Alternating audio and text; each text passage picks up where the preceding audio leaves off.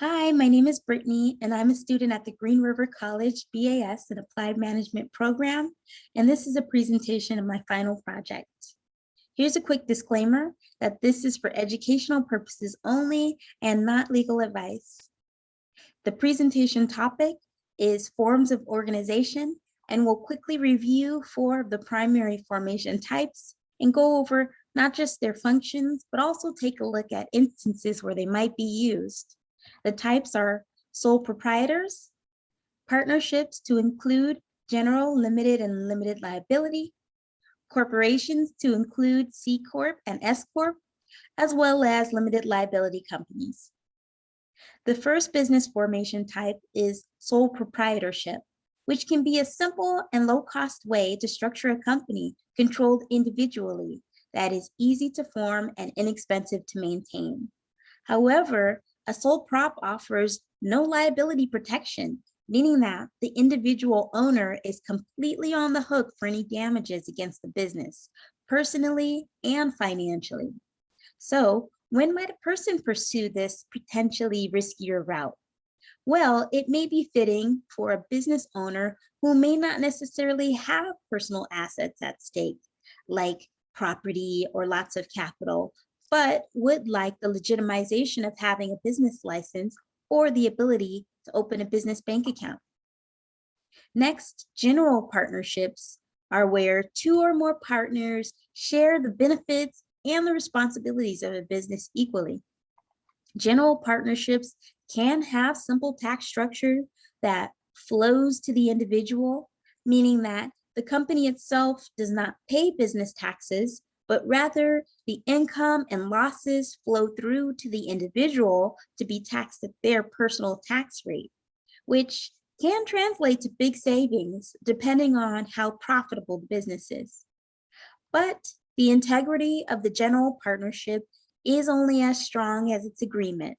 So it's super important to try and cover all the bases early on before an issue should arise.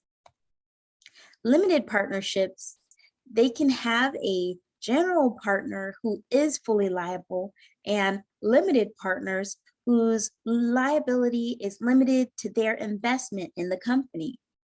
And a possible limited partnership might be something that looks like a retail store or a shop that has investors who are maybe not materially participating, but would like some protection and therefore would not be liable for business debts that exceed their initial investment.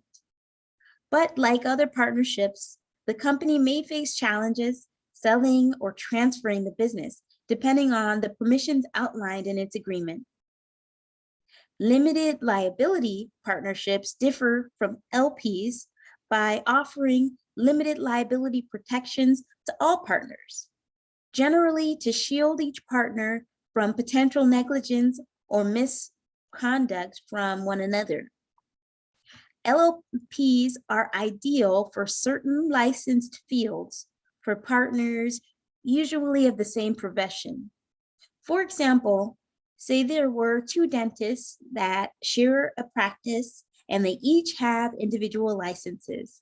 Well, under an LLP, they can, for example, share office space and rotate responsibilities. But when it comes to ownership transferability, there are some inherent limitations, being that the company itself cannot perform dental services since the business has not actually gone to dental school. Therefore, partners cannot simply be swapped from person to person. A limited liability company or LLC differs from an LLP because it can offer limited liability to its single or multiple owners.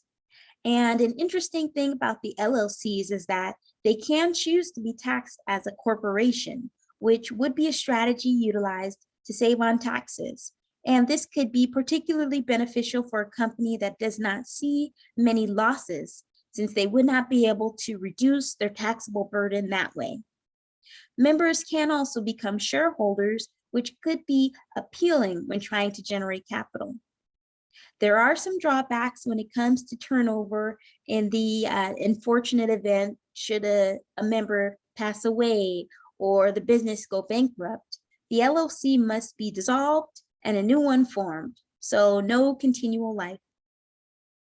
A C corporation provides the ability to act as a separate legal entity that can be sued or form contracts independent of the individual investors. And it does have a continual life, and most large publicly held businesses are set up as C Corps. Shareholders elect a board of directors, which typically manages the business and makes all major decisions. The financial accounting, however, can be quite complicated, and the taxes evaluated at the corporate and individual level.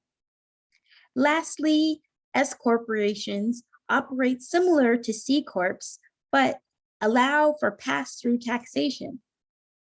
And if multiple persons are involved with managing and running the company, then an S corp may be more ideal opposed to an LLC, since there would be the additional oversight via the board of directors. Also, members can be employees, and an S corp allows the members to receive cash dividends from company profits, which is also a nice employee incentive. Owners, however, are capped at 100 shareholders and cannot deduct losses on their personal tax return. And that concludes my summary. Thanks for listening. Bye.